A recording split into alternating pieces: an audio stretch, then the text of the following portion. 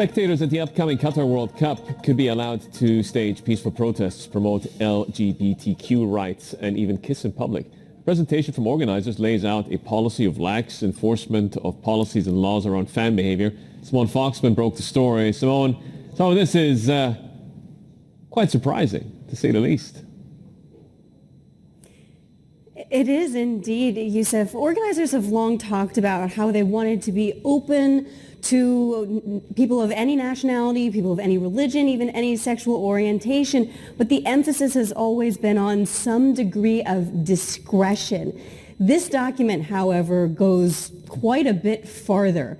It talks about the motto of the policy is less intervention, more mediation, and it specifically directs policing staff not to approach, detain, or prosecute groups of people, including protesters, people promoting LGBTQ plus rights, people wearing very skimpy clothing, fans marching, chanting, and the like. There's some other stuff in there too, particularly protections for women seeking reproductive care even though they aren't married.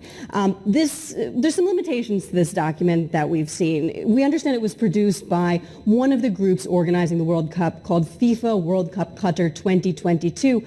But when we called around and asked some other government organizations, particularly the Supreme Committee, came out and said, you know, this isn't our document and we haven't approved it, they said. So a little unclear exactly how this is going to be implemented, but indeed this is something that's likely to be received very positively by the international press, which has been extremely critical of Qatar over many things, including human rights violations, a lack of protections for LGBTQ plus people, and limits on public expression.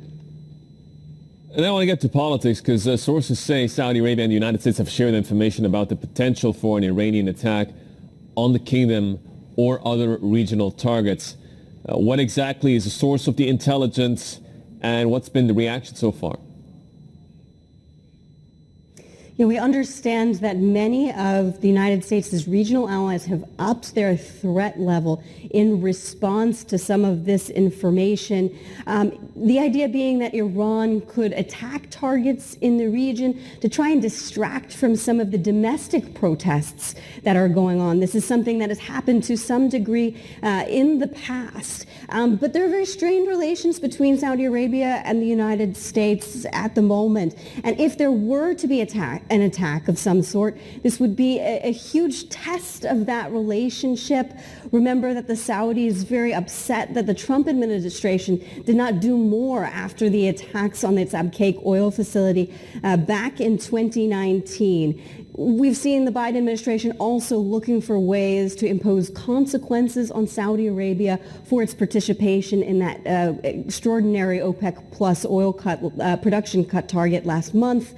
Some of the ways that it wants to do that are like freezing arms sales and the like, and something like this, a real threat to the region from Iran, may get in the way of that. Mm-hmm.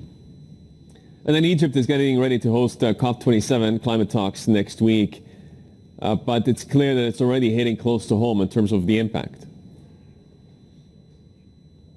We have an excellent big take, and I encourage everyone to go read it, from a couple of our colleagues, Laura Millian, Murat Magdi, and Salma El-Wardani. It's a gripping tale. They go talk to farmers who are already suffering from the impact of climate change. And one of the things that they point out is this stunning statistic. So you remember the terms of the Paris Agreement, the idea that we want to stop temperatures from rising more than 2 degrees Celsius from pre-industrial times.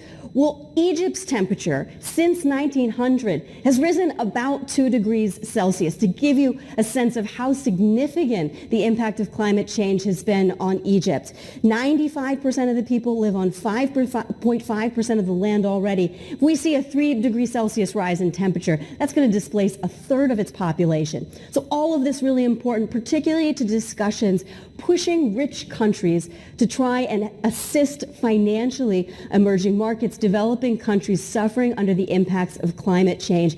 Egypt could be a very good setting for that discussion to take place.